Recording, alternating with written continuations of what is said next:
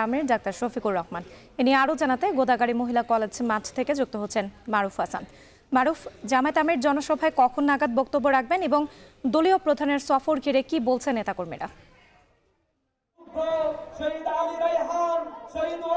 রাত্রি কিছুক্ষণ আগে কিন্তু জামায়াতে আমির শফিকুর রহমান ডাক্তার শফিকুর রহমান তিনি কিন্তু এই জনসভায় যে সভামঞ্চ সেখানে উপস্থিত হয়েছেন।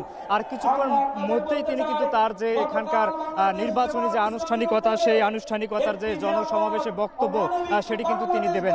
আর আমরা এখানে দেখেছি যে সকাল থেকে এখানে যারা নির্বাচনে কেন্দ্র করে এখানে যারা ভোটার আছেন, পাশাপাশি তারা যারা সমর্থক আছেন এবং নেতাকর্মী আছেন, স্থানীয় যেসব নেতাকর্মী আছেন তারা কিন্তু ঠিক এই মাঠে কিন্তু অবস্থান করছেন।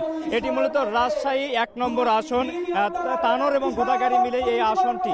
গোদাগাড়ীর যে মহিলা ডিগ্রি কলেজের মাঠ আছে সেই ডিগ্রি কলেজ মাঠেই কিন্তু এই জনসমাবেশটি অনুষ্ঠিত হচ্ছে এবং এই সমাবেশকে ঘিরে যে জনসমুদ্র সেটি কিন্তু আমরা দেখতে পাচ্ছি।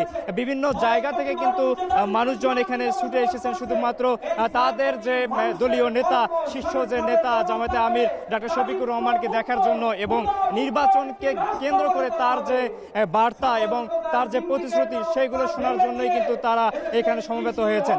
এবং এখানে বেশ কয়েকজন নেতাকর্মীর সঙ্গে আমরা কথা বলেছি, তারা বলছেন যে নির্বাচনের যে আমেজ এবং প্রচার প্রচারণার ক্ষেত্রে এবং এখানে এই আসনে যে প্রার্থী আছেন ১ নম্বর আসন থেকে মুজিবুর রহমান কেন্দ্রীয় নায়েবে আমির এবং সাবেক সংসদ সদস্য ছিলেন, তার পক্ষ থেকে কিন্তু এখানে জনসমুদ্রের কাছে কিন্তু ভোট চাওয়া হবে এবং তার হাতে আজকে এই সমাবেশে দলীয় যে প্রতীক দাঁড়িপাল্লা সেটি কিন্তু তুলে দেওয়া হবে।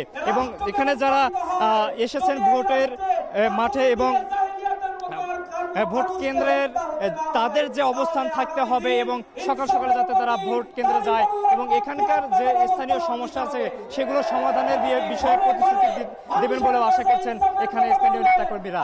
রাত্রি রাজশাহীর গোদাগাড়ী থেকে জামায়াতে আমিরের যে জনসভার এই ছিল আমার কাছে এখন পর্যন্ত সবশেষ তথ্য।